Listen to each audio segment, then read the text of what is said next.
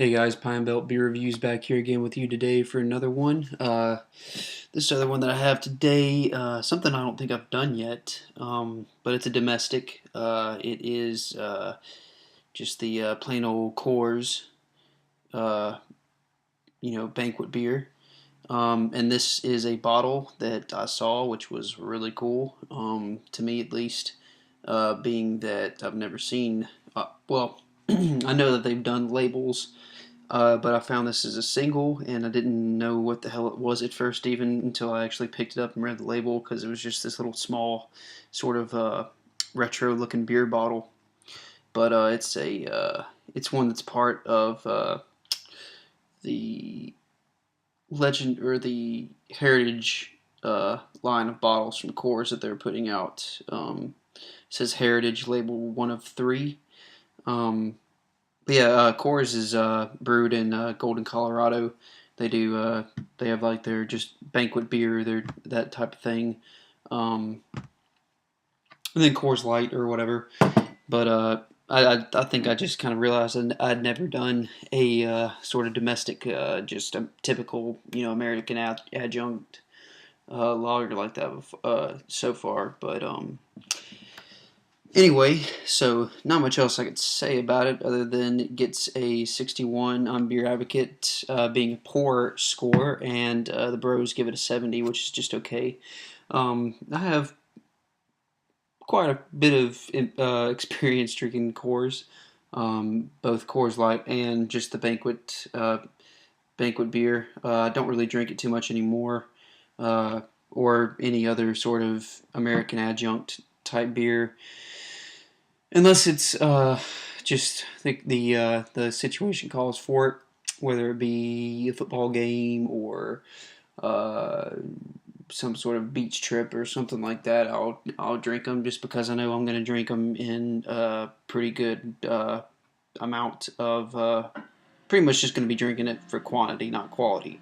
So, but otherwise, I typically don't do these anymore. But I saw this bottle and it looked really cool, and I was like, yeah, I kind of want to get that because I want to add it to my collection of bottles, and I also just kind of want to do one of these types of reviews for just the typical domestic beer. So let's go ahead and open it up since it's being twist cap. You get some smoke on that, but I can't ever seem to make it to the camera before it dissipates, but it's already gone anyway. So just typical pint glass. Just going to go ahead and pour this one quick because it's got to be cold.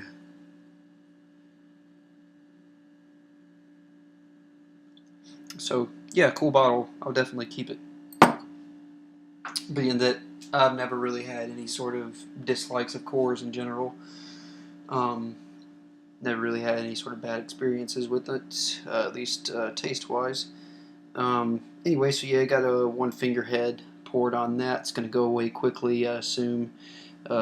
Just just straight white, really sudsy, bubbly head. Like I said, it's going to dissipate really quick. And the light, it is a straw golden appearance, absolutely clear. Could read a newspaper through it. Um, and just kind of moderate carbonation, lots of little fat bubbles streaming up towards the top. So let's go ahead and go for the aroma on this one. So yeah, got the just kind of typical beer smell going on with this one. But something about Coors that's always been different to me that I've always kind of noticed in comparison to other beers, or in contrast to other beers, is that Coors has a sort of more sweeter kind of corn like smell to it. I think that they just kind of add corn, maybe, and others don't, but they're real corn adjunct.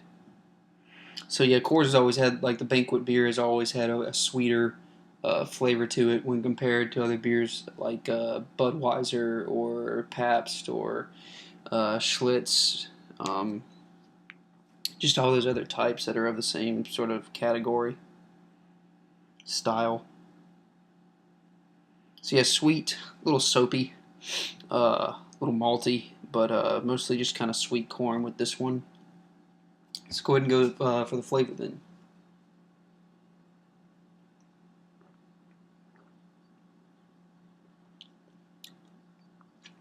Again, that sweet kind of corn flavor comes through.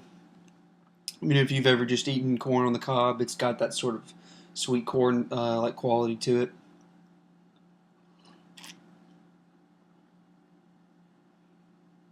A little bit of maltiness. This is actually one of the lesser uh, hoppy beers to me in terms of an American adjunct. Um, kind of Pabst is sort of one of the more hoppy ones. Schlitz definitely is a pretty damn hoppy American adjunct in my opinion.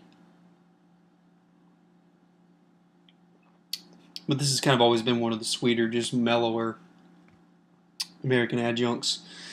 Bit of a watery taste to it, as you would imagine, being that this is just something to kind of gulp down in the pub or at the bar or wherever you happen to be drinking it.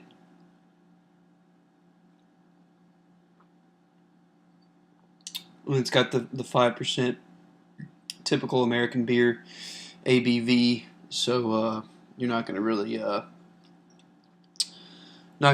be getting any alcohol from it. There's a little bit of a sort of vegetable-like quality to it as well at the back, as is the case with many of these types of styles. I think one of the stronger examples of that vegetable kind of cooked vegetable quality is Miller High Life is very vegetable like in taste. But yeah, so the mouthfeel is pretty much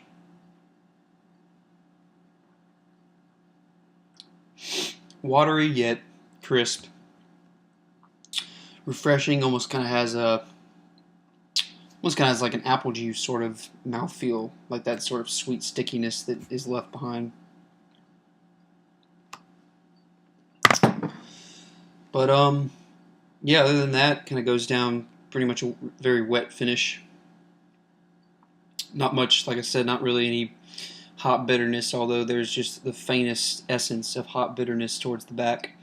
But other than that, um, yeah, this is January 5th, 2015 for the date on this one. So other than that, I mean, it's kind of is what it is for me. I've had, like I said, my very fair share of American adjuncts when I was first starting to drink beer regularly. Once I did get to the legal drinking age, it was just PBR, Budweiser, Coors, Bud Light, Coors Light, all that stuff. And at the time, I wasn't really paying attention to the taste of it as much, more just the effects that it was giving me. But at this point, these types of beers for me, like the American adjuncts, not something I would just typically drink one of on any given day. The quality is there, but it's just not something that I will sit there and sip on and really just kind of pay attention to, as opposed to something like a good stout or a porter or complex IPA or any of those other kind of styles like that are actually kind of more finely crafted. This is something that's brewed in mass quantities for mass consumption, and it's kind of, as I think of, just kind of like a McDonald's type of style beer, where it's just for, like I said, just a mass market to consume a lot of. So that's kind of what I just sort of picture them. But the taste, I mean, overall, it's not bad at all. It's I said crisp, refreshing, bit thirst quenching, and just something that I would definitely drink a lot of on a hot day, or if I was on vacation somewhere. But otherwise, don't know what else to say about it other than just taste wise, I'll just go ahead and give it a B. Like I said, there's not really anything bad about it, not anything very good about it, but it's just kind of good overall and in general. So Just kind of want to do one of these types of reviews where I'm just kind of doing I might actually do like a PBR one or a Schlitz one. In fact, uh, definitely in the future for this line of reviews. But yeah, so anyway, just kind of like the bottle. If you see these bottles, might be a good collector's item to pick up, being that either way these types of beers are historical in the sense of American beer brewing.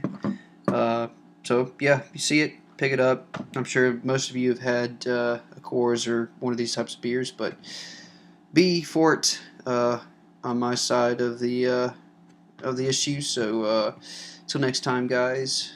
Thanks for watching.